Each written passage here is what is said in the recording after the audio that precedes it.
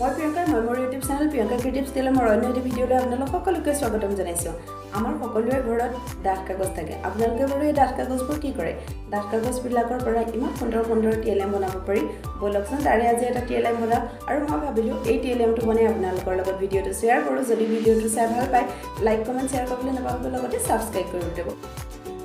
প্ৰথমতে মই ডাঠ কাগজখন গোলকৈ কাটি ল'লোঁ। তাৰপাছত ঠিক একেদৰে তাৰ ওপৰত আৰু এখন হোৱাইট পেপাৰ দি সেইখনো গোলকৈ কাটি দিলোঁ আৰু আঠা লগাই গোল কৰি দিলোঁ। এতিয়া মই ডমছৰ কালাৰ ব্যৱহাৰ কৰিছোঁ, আপোনালোকে আৰ্কেলিক কালাৰো ব্যৱহাৰ কৰিব পাৰে। তাৰপিছত এডাল ব্ৰাছৰ সহায়ত প্ৰথমতে হালধীয়া ৰংটো লৈ পেলাই এনেদৰে মিহলাই গ'লোঁ। মোৰ ডাঠ কাগজখনৰ ওপৰত মই আন এখন কাগজ দি এনেদৰে কালাৰটো দিছোঁ যাতে তললৈ কালাৰখিনি নাহে। আপোনালোকে টেপো ব্যৱহাৰ কৰিব পাৰে, তেতিয়া সুন্দৰভাৱে এটা লাইনত ৰংখিনি লাগিব। এতিয়া মই ৰেড কালাৰটো লৈছোঁ আৰু লৈ পেলাই ঠিক একেদৰে ওপৰত ব্ৰাছৰ সহায়ত মিলাই গৈছোঁ। ৰংখিনি লগাওঁতে মন কৰিব যাতে ৰংখিনি তললৈ নাহে। সেইটো এতিয়া মই ব্যৱহাৰ কৰিছোঁ স্কাই ব্লু কালাৰ। কৰিবলৈ স্কাই ব্লু কালাৰটোৰ লগত হোৱাইট কালাৰটো ব্যৱহাৰ কৰিছোঁ। হোৱাইট কালাৰ আৰু স্কাই ব্লু কালাৰটো মিক্স কৰি এটা পানীৰ ৰং সুন্দৰভাৱে ফুটি উঠিছে। হোৱাইট আৰু স্কাই ব্লু কালাৰটো দিয়াৰ পাছত দুইটা মিক্স কৰোঁতে অলপ পাতল হৈ গ'ল, সেইকাৰণে মই ইয়াত আৰু অলপ ৰং ব্যৱহাৰ কৰিম। এতিয়া মই আৰু অলপ ৰং লৈ লৈছোঁ আৰু লৈ পেলাই এনেদৰে ব্ৰাছৰ সহায়ত মিলাই দিছোঁ। এতিয়া কালাৰটো অলপ ডাঠ হৈছে। এতিয়া মই কি কৰিছোঁ, আকৌ সৰু পেঞ্চিল এডালত বগা কালাৰটো ব্যৱহাৰ কৰিছোঁ যাতে সূৰ্যৰ ৰশ্মিটো ৰিফ্লেক্ট কৰে।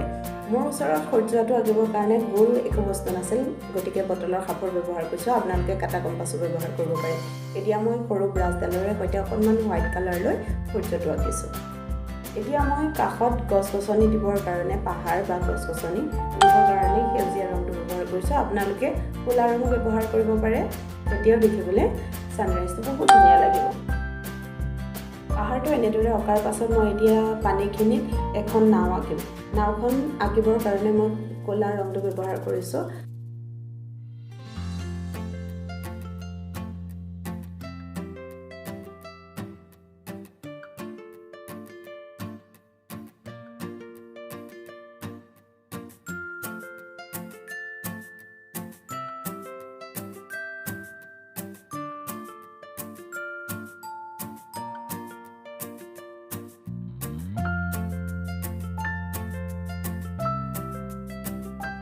এতিয়া মোৰ বেকগ্ৰাউণ্ডৰ যিখিনি কৰিব লগা আছিলে সকলোখিনি কমপ্লিট হৈ গ'ল আৰু এতিয়া মই আৰ্ট পেপাৰ কাটিম টুকুৰা টুকুৰ কৰি এনেদৰে গোল কৰি লৈছোঁ। গোল কৰি পেলাই কেঁচেৰে কাটি লৈছোঁ আৰু এতিয়া ভাঁজ কৰি পেলাই এতিয়া ইয়াত লিখিম বিপৰীত শব্দখিনি। প্ৰথমে মই লিখিছোঁ দূৰদৰ্শী আৰু ভাঁজ কৰাৰ মাজ অংশত লিখিম অদূৰদৰ্শী।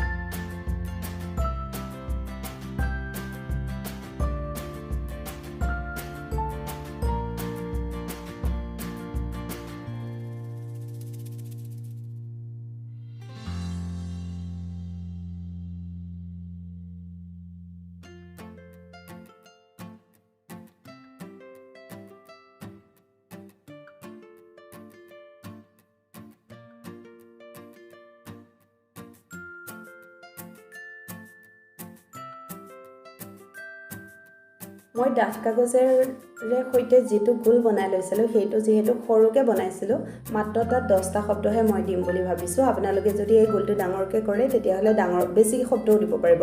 মই মাত্ৰ 10টা শব্দহে দিম, গতিকে মোৰ 10টা শব্দ লিখি এয়া কমপ্লিট হৈ গ'ল। আৰু এতিয়া মই এই কাৰ্ডখিনি ইয়াত আঠা দি লগাই যাম।